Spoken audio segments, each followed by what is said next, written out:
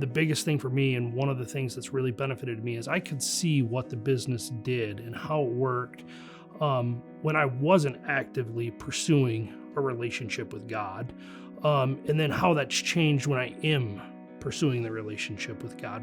My name is Ben Clark.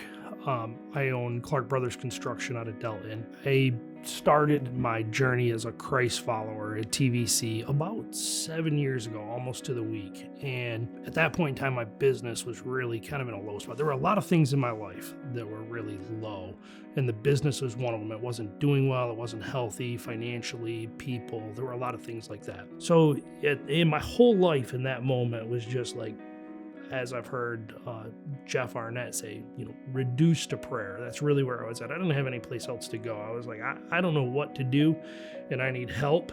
So I went to church, right? Because I've believed in God my entire life. I've known who God was and Jesus and whatnot. But actually working on that relationship is something I didn't pursue until 2016.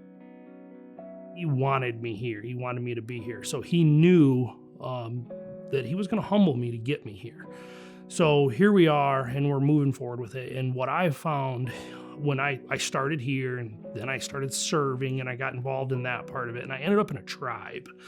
And as a boss, what I've noticed is that actively pursuing that relationship with God, actively working towards it changes everything about the dynamic of the business. Before 2016, all that pressure was always on me. There was never any change with that, right? I got up every day, 7 days a week, 16 hours a day, and sometimes dreaded it. Anxiety attacks, panic attacks, stuff like that to work through, which when you're in that mode, it's not good for your clients. It's not good for your staff. It's not good for the business in general.